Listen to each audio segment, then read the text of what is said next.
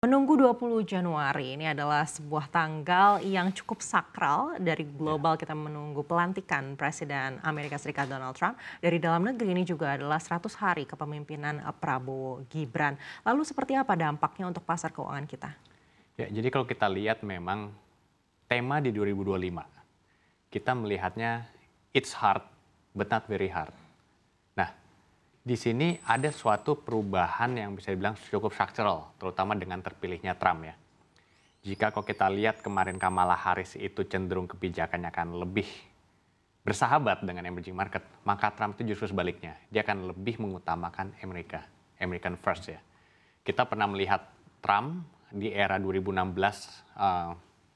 pada sampai dengan 2020 pada saat itu memang kurang bersahabat dengan emerging market. Nah, di sini yang paling terlihat adalah bagaimana ekspektasi dari The Fed sendiri.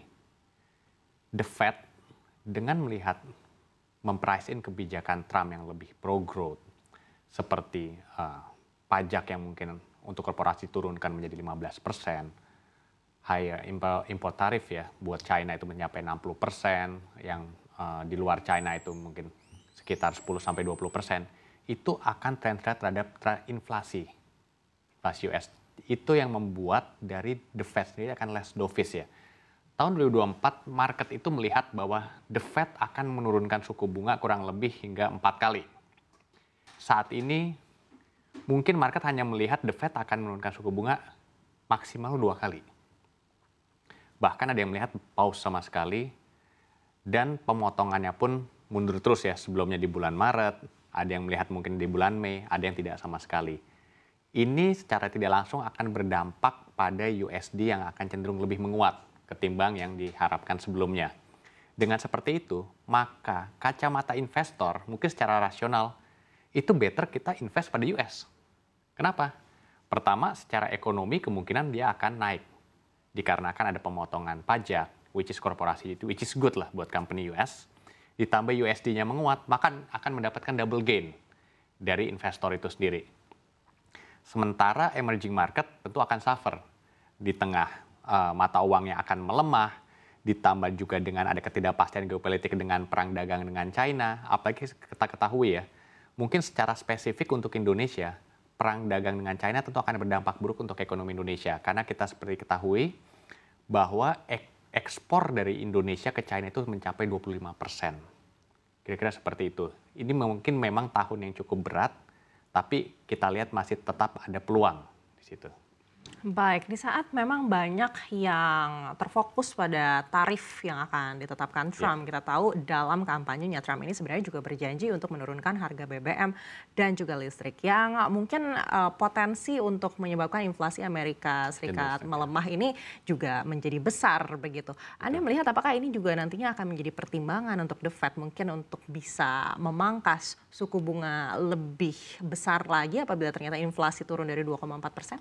Tentu, memang peluang itu ada. Tapi yang perlu kita ketahui adalah sebenarnya pada era Trump itu bukan ketidakpastian ekonomi yang terjadi ketika kita berkaca pada historis, tapi ketidakpastian kebijakan ekonomi. Seperti yang kita ketahui, Trump itu hari ini mungkin ngomong A, besok dia di Twitter ngomong B, bahkan sempat ada penelitian bahwa Twitter Trump itu berpengaruh pada ekonomi dan market itu cukup besar. Nah, inilah ketidakpastian kebijakan ekonomi inilah yang membuat akhirnya market menjadi lebih wait and see dan cenderung akan lebih menghindari emerging market hingga betul-betul terlihat bahwa ada kepastian di titik situ. Baik, di tengah banyaknya tantangan di 2025 ini, Anda tadi Ya, sampaikan masih ada peluang sebenarnya. Peluang betul. seperti apa yang mungkin masih menarik terutama untuk aset manajemen? Kalau kita lihat memang dari segi global cukup menantang, tapi dari segi domestik kita melihat masih cukup optimis. Kalau kita lihat terjadi revisi untuk yang draft awal BPPN menjadi naik 12%, itu saya pikir cukup positif lah revisinya. Karena jika itu memang diterapkan, tentu akan ada dampak terhadap daya beli masyarakat maupun juga inflasi, which is bisa translate terhadap inflasi itu sekitar 0,2 sampai dengan 0,6%. Memang dari satu sisi dengan revisi PPN tersebut, tentu akan ada beban pemerintah di APBN mungkin sekitar 81 triliun, yang which is tentu itu akan bisa meningkatkan fiskal defisit hingga dari 2,5 mencapai 2,9%. Tapi hal tersebut mungkin bisa di-offset dengan inflasi yang cenderung tidak akan lebih modest lah, untuk lebih moderat, untuk lebih naiknya. Yang kedua, dengan stimulus yang juga diberikan oleh pemerintah di awal tahun yang mencapai 38,6 triliun, seharusnya itu juga menjadi satu booster untuk ekonomi kita. Apalagi nanti ada program unggulan yang which is seperti program makan bergizi gratis, itu juga akan membooster baik itu daya ekonomi, daya beli maupun pendidikan dan kesehatan juga. Nah, seharusnya dengan berbagai stimulus yang diberikan, dengan kondisi ekonomi yang cenderung kita perkirakan akan flat ya di level 5%, seharusnya menjadi salah satu katalis positif untuk masuk pasar saham kita. Masih seputar pasar bond, kita tahu Trump lagi-lagi dengan program-program yang diunggulkannya pasti akan membutuhkan banyak pendanaan dan artinya ada potensi US Treasury ini mungkin akan digelontorkan lebih banyak begitu. Di sisi lain kita tahu China ini juga sedang mati-matian berusaha untuk menarik lagi dana global untuk bisa membangun perekonomian yang masih terdampak COVID begitu. Dan di saat dua negara maju besar ini mengeluarkan surat berharga, lalu kemana arah SBN kita? Nah, kalau kita lihat sendiri ya, memang kepemilikan SBN, investor asing terhadap SBN memang sudah cukup rendah. Apalagi di tahun lalu itu terjadi, kita melihat ada switching ya dari SBN ke SRBI. Di satu sisi mungkin downside risk-nya udah lebih kecil posisinya. Makanya kalau saya cepat discuss dengan beberapa orang bank juga ya, ini kalau yield-nya let's say di atas 7,4, rupiah itu 17.000, mungkin kita borong. Seperti itulah posisinya. Karena kenapa? Kepemilikan asing, investor asing sudah cukup kecil. Kepemilikan dari domestic investor banyak yang berpindah ke SRBI di tahun lalu ya. Kita melihat bahwa untuk downside risk-nya lebih terbatas, tapi untuk upside risk-nya sendiri itu masih cukup ada. Tapi yang perlu diperhatikan adalah masalah rupiah. Karena bagaimanapun juga investor asing tentu akan berhitung, oke, kita masuk di level let's say 7,2-7,4% untuk yield-nya. Tapi rupiahnya di 16.200 ke 17.000, tentu kan jadi negatif yield kan, negatif yield sendiri. Nah, itulah kenapa yang perlu diperhatikan adalah di sini adalah lebih rupiah kuncinya. Ketika rupiah itu dianggap sudah bottom dan ada cenderung akan menguat, disitulah saya pikir investor asing akan bisa memanfaatkan momentum itu termasuk kita.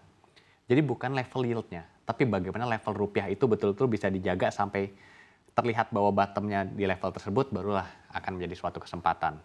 Baik, apakah ini artinya Anda melihat rupiah bisa menyentuh 17.000? Saya belum melihat hal itu sampai sejauh itu ya memang, tapi ini lebih secara hitung-hitungan kasar saja. Karena kalau misalnya 16.200 let's say melemah ke 17.000 dengan yield 7,2% itu seharusnya tidak jadi menarik ya, bahkan bisa menjadi negatif carry, negatif yield. Baik, dan intervensi apa yang menurut Anda ini akan efektif untuk bisa menahan rupiah agar tidak menyentuh 17.000? Apakah ini artinya Bank Indonesia tidak akan melakukan pemangkasan suku bunga mengikuti The Fed? Saya rasa memang untuk tidak memangkas suku bunga itu menjadi hal yang tepat. Karena jika kita memangkas suku bunga di tengah market juga dalam kondisi yang bearish ya dan lebih fokus ke USD, saya pikir tentu tidak ada suatu suatu insentif ya untuk kita melakukan cut suku bunga. Kita pun bahkan melihat cut suku bunga BI itu baru akan terjadi ketika dari The Fed itu melakukan pemotongan suku bunga dulu.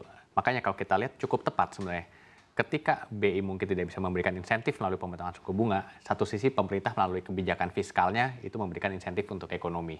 Jadi saya rasa ini saling support lah.